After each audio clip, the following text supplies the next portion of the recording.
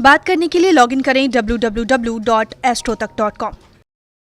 कांतारेश्वर महादेव का इतिहास बहुत पुराना है। उसकी कथा ऐसी है कि श्री कपिल मुनि भगवान के 24 अवतार पैकी कपिल मुनि भगवान का अवतार। कपिल मुनि भगवान का जन्म सिद्धपुर गुजरात में, वहाँ से ये जो स्थान है, ऐसा तापी पुराण के मुजब सब कहा जाता है कि तापी मैया यहाँ से बह रही थी और तापी के किनारे जहाँ अब खड़े हैं वहीं कपिल मुनि भगवान ने अपना आश्रम बनाया और उन्होंने हजारों साल तक सूर्यनारायण भगवान की आराधना की।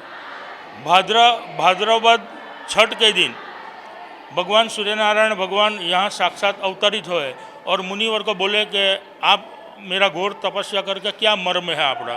तब कपिल मुनि भगवान ने कहा कि मेरा कोई मर्म नहीं, हम तो संतो महंतो है, लेकिन कदापि मेरा एक क्षेत्र का त्याग नहीं करने का।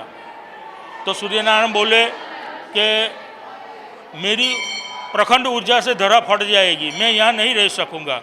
मैं आपको एक रास्ता दिखाता हूँ कि आप शिव जी को यहाँ बुलाओ और शिव जी को मैं अपनी ऊर्जा दे सकता हूँ, क्योंकि 24 करोड़ देवी देवता में से शिव ही एक ऐसा देव है कि जो मेरी ऊर्जा सहन कर सके। कपिल मुनि भगवान ने शिव जी को यहाँ आमंत्रित किया। शिव जी यहाँ पधारे। सूर्य ने अपनी ऊर्जा शिव को प्रदान की और इसीलिए संस्कृत में बोला जाता है कि सूर्य रूपम महेशम। कांतारेश्वर महादेव का महत्व खूब उज्जवल है। तापी मैया भी यहाँ से दूर हो गई, कपिल आश्रम भी नष्ट हो गया, कपिल मुनि यहाँ से चले गए गंगा सागर।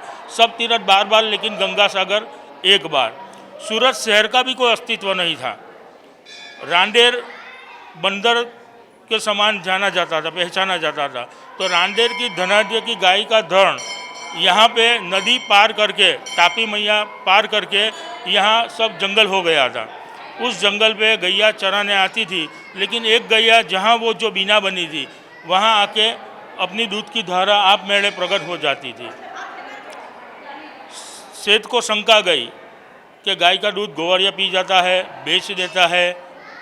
तो वो दूसरे दिन यहाँ ये तापी पार करके यहाँ सब गैया वन में चर रही थी और एक गैया का जहाँ ये बीना बनी थी वहाँ पे उसका दूध ऑटोमेटिक पड़ जाता था यहाँ पे। वो देखकर गाय चौंक गई, घबरा गई और गाय का पग शिवलिंग के ऊपर गिरा और शिवलिंग के 5 भाग हुए। यहाँ जो पश्चिम दिशा में एक शिवलिंग बड़ा है, बीच में एक बड़ा शिवलिंग है। पश्चिम दिशा का शिवलिंग गाय का पाँव पड़ने से अदृश्य हो गया। दक्षिण दिशा में जो शिवलिंग है वो गाय के पग के नीचे जो खरी आती है वो खरी के समान है। कांतार की झाड़ी में प्रकट हुए, इसीलिए महादेव जी का नाम कांतारेश्वर पड़ा। सन 1968 में केवल्य महंत स्वामी नृसिंहगिरी महाराज ने इस पूरा मंदिर का जीर्णोद्धार करवाया था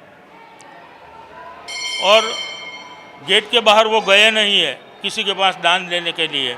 यहीं उसको भगवान कांतारेश्वर महादेव ने प्रेरणा दी और आज जो आप गगनचुंबी शिवालय देख रहे हैं उसका प्रताप नृसिंहगिरी मणिगिरी मेहता का है। और बाहर सूर्य कुंड है, सूर्य क्षेत्र में होने के कारण सूर्य कुंड भी बोला जाता है। लेकिन इसकी कथा ऐसी है कि ये रामचंद्र भगवान यहाँ जी आए थे। जल की कोई व्यवस्था न होने कारण भगवान श्री राम ने बाण से एक सूर्य कुंड और राम कुंड का उद्भव स्थान है। सूर्य कुंड के फरते हैं सब नानी मोटी अलग डेरिया है, उसको एकादश रुद्र बोला जाता है। इस तरह कांतारेश्वर महादेव का इतिहास है। तो ये जो इतिहास है, आप बता रहे थे कुछ द्वापुर जब राम का जन्म हुआ, कृष्ण का जन्म, उससे पहले का है? पहले का है। कपिल मुनि का जन्म पहले, फिर राम का, फिर कृष्ण का हुआ।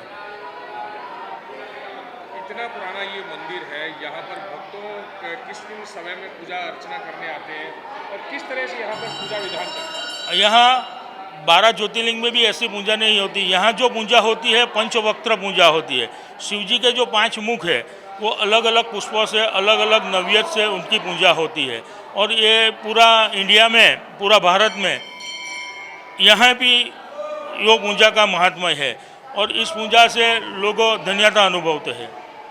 तो यहाँ पर कितने बजे सुबह पूजा शुरुआत होती है, रात में किस तरह से पूजा होती है और विशेष दिन कौन होते हैं इस मंदिर में पूजा पाठ? रात सुबह 6 बजे से मंदिर खुल जाता है। सुबह 6 बजे से पूजा आरती होती है लगभग दोपहर 12 बजे तक, और शाम को 8 बजे आरती का समय है और ये आरती पूजा होती है। विशेष महत्व श्रावण मास का है, जो शिव जी का प्रिय मास है। वो श्रावण मास में आप यहाँ खड़े भी नहीं रह सकते, इतनी पब्लिक आता है। भक्तों की खूब आस्था है इस मंदिर प्रति। और महाशिवरात्रि है, महाशिवरात्रि के दिन भी यहाँ से महादेव जी की पालकी यात्रा निकलती है, गांव में घूमती है, और रात को महाआरती का कार्यक्रम होता है। ये पूरा सूर्यकुंड रामकुंड के अंदर दीपों से सजाया जाता है। सब भक्तों को हाथ में दिया जाता है और महाआरती का कार्यक्रम होता है।